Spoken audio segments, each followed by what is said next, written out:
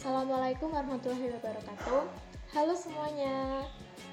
Pada kesempatan kali ini, saya dan teman saya akan menyampaikan materi tentang pendidikan inklusi untuk memenuhi mata kuliah tugas akhir pendidikan inklusi yang diampu oleh Ibu Minisi.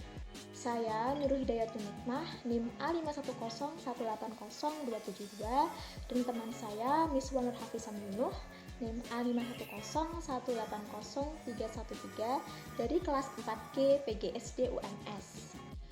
Jadi langsung saja kami akan menjelaskan tentang pendidikan inklusi yang di dalamnya terdapat pengertian, kemudian model, kemudian hambatan, implementasi, dan kurikulum pada pendidikan inklusi.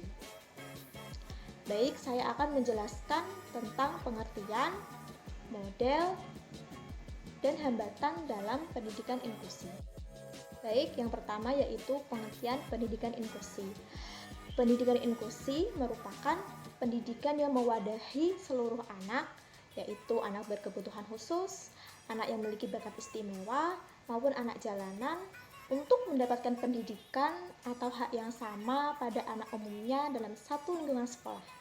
Pendidikan inklusi merupakan pendidikan yang mewadahi anak normal pada umumnya dengan anak yang berkebutuhan khusus dengan kurikulum yang telah ditentukan di lembaga tersebut agar mereka mendapatkan pendidikan yang layak. Dalam penyelenggaraan pendidikan inklusi tentunya terdapat tujuan.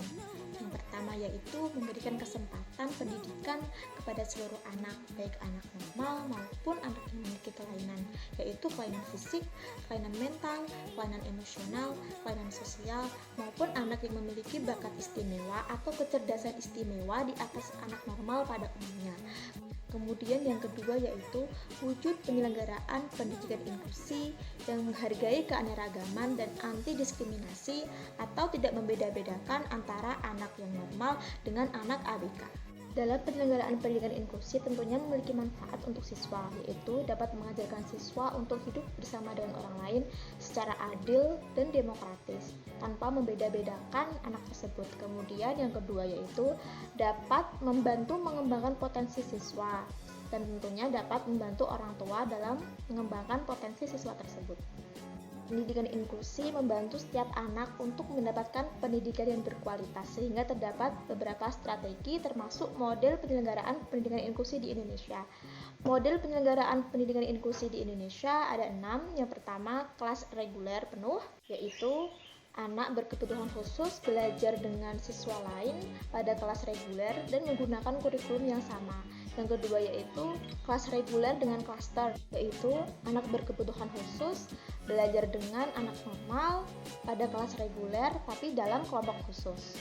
Yang ketiga yaitu bentuk kelas reguler dengan pull out, artinya anak berkebutuhan khusus belajar dengan anak normal di kelas reguler, namun sewaktu-waktu anak tersebut dapat ditarik ke sumber belajar lain oleh guru pembimbing khusus pada anak ABK.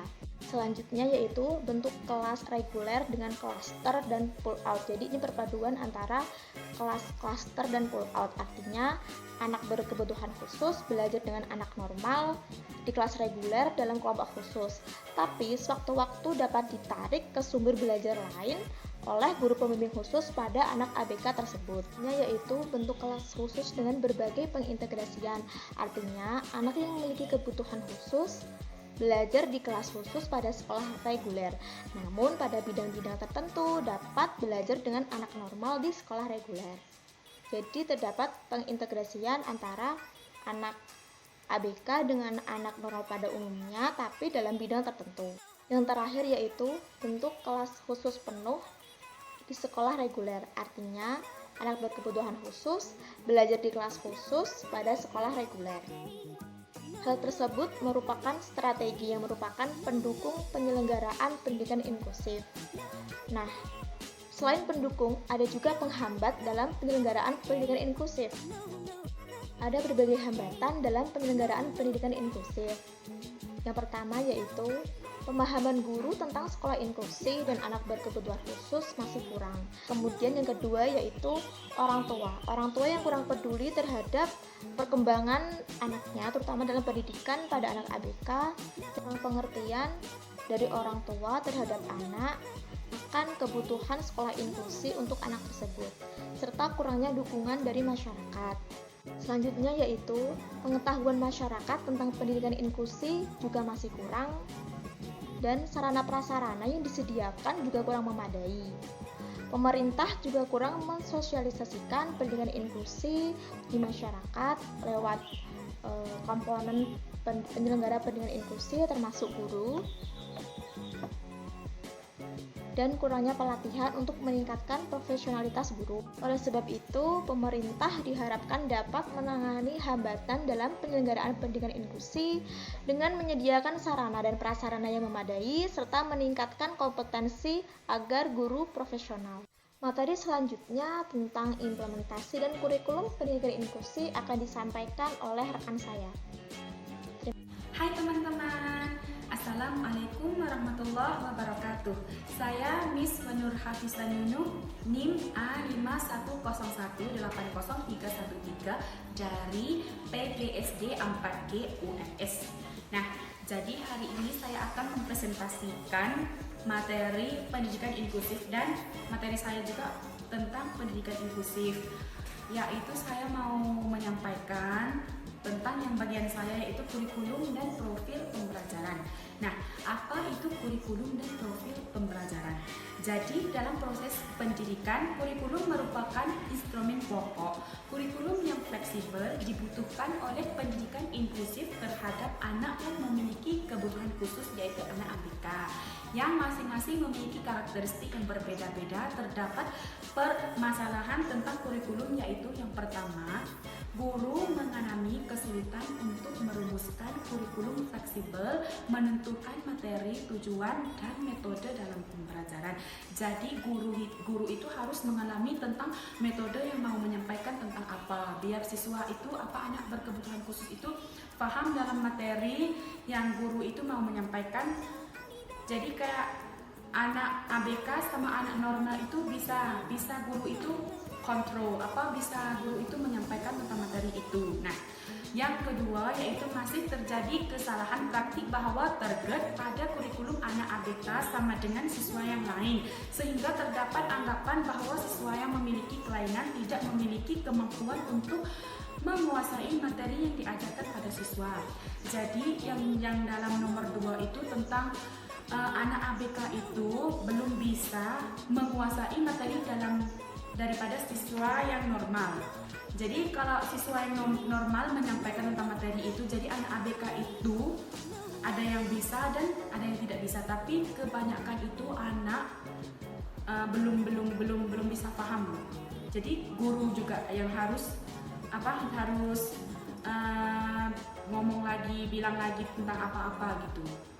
Nah, jadi yang ketiga yaitu sebagian besar pembelajarannya belum menggunakan sumber belajar media kesesuaian lingkungan dengan kebutuhan anak. Dan yang ketiga yaitu sebagian yang besar yaitu pembelajaran harus menggunakan media dalam mengajar. Contoh kalau guru itu kan kalau dalam kelas ada anak normal campur sama anak ABK itu, jadi guru itu harus ada media, harus ada idea yang bisa anak itu paham, dan anak itu gak kayak boring dalam belajar gitu. Jadi guru juga, yang tugas guru juga yang harus ada itu.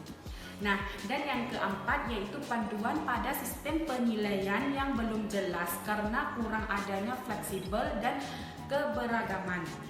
Dan yang keempat itu kayak panduan dalam sistem penilaian itu juga belum jelas karena belum fleksibel.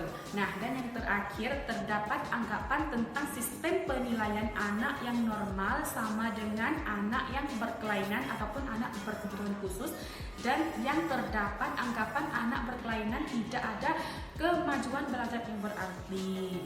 Jadi yang terakhir yaitu anak yang berkebutuhan khusus ABK itu belum fix lah dalam jadi guru juga harus ada media, harus ada tanggapan yang bisa jawab dia bisa hurai ke anak ABK itu. Dan selanjutnya yaitu ada beberapa profil pembelajaran yang diselenggarakan di sekolah inklusif. Yang pertama yaitu menjaga dan menciptakan komunitas kelas yang dapat menerima segala keanekaragaman, bersikap hangat dan toleransi. Tanggung jawab guru yaitu menciptakan dan menekankan suasana sosial kelas dengan menghargai berbagai perbedaan dalam bidang sosial, ekonomi, kondisi fisik, agama dan lain-lainnya. Yang pertama ini yaitu jadi guru itu harus menghargai walaupun siswa itu berbeda agama, berbeda sosial, fisik gitu. Jadi guru juga yang harus tanggung jawab di situ. Nah, dan yang kedua yaitu tuntutan multi-level dan multimodalitas sebagai penerapan kurikulum yang menuntut.